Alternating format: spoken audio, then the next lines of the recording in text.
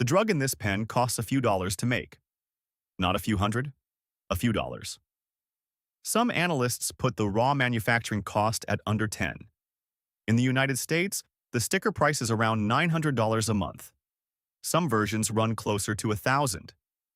So you're looking at a thing that costs pocket change to produce, sold for the price of a decent used laptop every single month, forever. Stop and sit with that gap for a second. A few dollars in, nearly $1,000 out. That is not a typo. That is a business. And here's the part nobody tells you. Most of that money does not go where you think it goes. Not all of it lands with the company that makes the drug. A huge slice gets quietly captured by companies you've never heard of, standing in the middle, taking a cut for doing almost nothing you can see. So how does a few dollars of medicine become a $1,000 bill? By the end of this, you'll know exactly who's pocketing the difference. And it probably isn't who you'd guess. First, what is this stuff? The drug is called semaglutide. You know it by its brand names. Ozempic, Wegovy. Same molecule. One's officially for type 2 diabetes, the other's for weight loss. Both made by a Danish company called Novo Nordisk. It belongs to a class called GLP-1. And the way it works is almost annoyingly simple. Your gut naturally makes a hormone that tells your brain you're full. It fades in minutes. Semaglutide is a copy of that hormone that doesn't fade. It sticks around for days. So your body thinks it just ate all the time. You feel full, you eat less, the weight comes off. That's it. That's the miracle everyone's talking about. And it works so well that demand went vertical, which we'll get to. But a molecule that mimics a gut hormone is not exotic to manufacture. Peptides like this are made at scale, which brings us right back to the gap. A few dollars to make, 1,000 to buy. So where does that 1,000 actually go? Let's make the gap concrete. Take a single month of the drug. The active ingredient, the peptide itself, reportedly costs only a few dollars to produce. Some estimates land near 3, others a bit more. Add the pen, the packaging, the shipping, you're still nowhere near $100. Now look at the US list price, roughly $900 to $1,000 for that same month. That's a markup measured not in percentages but in multiples. Dozens of times the cost. On some estimates, well over 100 times. Now, a fair point, drug prices aren't supposed to reflect manufacturing cost. They're supposed to pay back years of research and all the drugs that failed along the way. That's real. Developing this took decades and billions. But here's the tell. The exact same drug, from the exact same company, sells for a fraction of that price in other rich countries. We'll come back to that. So, research costs can't be the whole story. If it were, the price would be high everywhere. It isn't. It's high here. So something specific to the American system is holding this price up. Actually, two things. Let's take them one at a time. The first thing propping up the price is the simplest. Novo Nordisk has a legal monopoly. When a company invents a drug, it gets patents. For years, nobody else is allowed to make it. No competition means no price war. The company charges what the market will bear, and a drug this good, people will bear a lot. Normally, there's a release valve. Patents expire, then generic makers flood in, and the price collapses. It's not unusual for a drug to lose most of its price within a year of going generic. So when do the patents on this one expire? For Ozempic in the US, reportedly the early 2030s. Its core patents run into 2032. That's the wall. Until roughly then, no cheap generic semaglutide can legally hit the US market at full scale.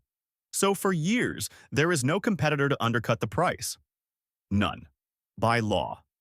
And a company facing zero competition, selling a product people feel they need to survive, has exactly one incentive: keep the price high. But a monopoly alone still doesn't explain the weirdest part of this whole system. Because here's the twist. Novo Nordisk does not actually keep most of that $900. So who does? Meet the middlemen. In America, you don't buy your drugs directly. A chain of companies sits between you and the pill. The most powerful one is called a PBM, a pharmacy benefit manager. On paper, PBMs exist to negotiate lower drug prices for your insurance plan. In practice, they've become gatekeepers who decide which drugs get covered at all. And here's how the game actually works. It's almost too strange to be real. The drug maker sets a high list price, that $900 number. Then, to get its drug onto the PBM's covered list, the drug maker pays the PBM a giant rebate off that price. A kickback, basically, to be allowed in. So the higher the list price, the bigger the rebate the PBM collects. The system rewards a high sticker price. It punishes a low one. Read that again. The people supposedly lowering your drug prices make more money when the sticker price goes up. And how much of your money ends up with these middlemen instead of the maker? By Novo Nordisk's own telling, for every dollar of that list price, roughly 3/4 flows out to PBMs, insurers, and the rest of the middle. The company keeps a minority slice, roughly 3 out of every $4, to the middle. That's the answer to the mystery. Your $1,000 bill isn't mostly paying for the drug. It's feeding a chain of companies you never chose and cannot see. Now pour rocket fuel on all of it. For years, these drugs were a diabetes product. Steady, unglamorous. Then people noticed the weight just fell off. Celebrities whispered about it. Then they stopped whispering. It became the most talked about drug on earth. And the prescriptions exploded. In the US, GLP-1 prescriptions reportedly roughly tripled between 2022 and 2025. Tripled in 3 years. When demand triples against a supply only one company is legally allowed to make, prices don't fall. They hold or they climb. And the money got genuinely absurd. Ozempic and Wegovy combined reportedly pulled in around $26 billion in worldwide sales in 2024. $26 billion. From essentially one molecule. That made Novo Nordisk, for a stretch, the most valuable company in all of Europe. A company from a country of 6 million people. Bigger than the giants of tech and luxury on that continent. On the back of a copy of a gut hormone. So the demand is real, the money is real, and the monopoly holds the price. Which raises the obvious question. If it's this profitable, why is it so much cheaper everywhere else? Here's the fact that should bother you most. The exact same Ozempic pen. Same drug. Same maker. In much of Europe, it reportedly sells for a small fraction of the US price. In some countries, well under $200 a month. Sometimes far less. Same molecule, same factory. A price cut of 80–90% just for crossing an ocean. Why? Because most other rich countries negotiate as one giant buyer. A national health system walks in and says, "This is what we'll pay. Take it or leave it." And the company takes it, because a smaller profit across a whole country still beats zero. The US mostly doesn't do that. It's fractured into thousands of insurers and those PBM middlemen, each cutting their own deals. No single hammer. So the list price stays sky high, and the rebate game runs wild. So Americans aren't paying more because the drug costs more to make there. It's identical. They're paying more because of who's allowed to sit in the middle, and because nobody with real power is forcing the price down. You are, quite literally, subsidizing the lower price everyone else pays.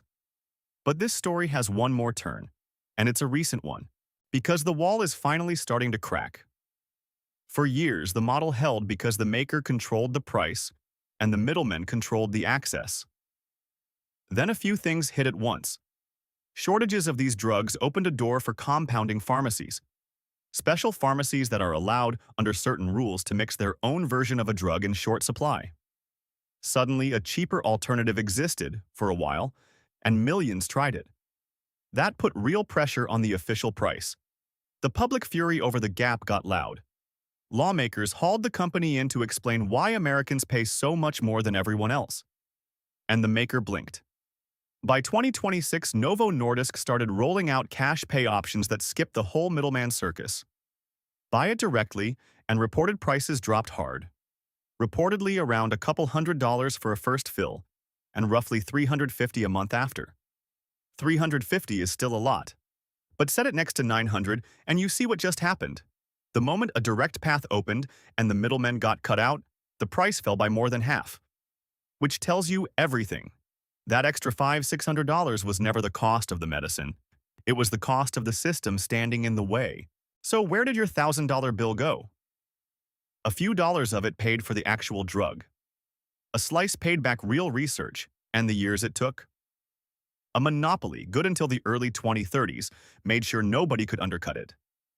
And the biggest piece, roughly 3 of every $4, fed a line of middlemen you never met in a game where a higher price paid them more.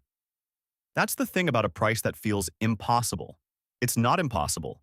The medicine was always cheap.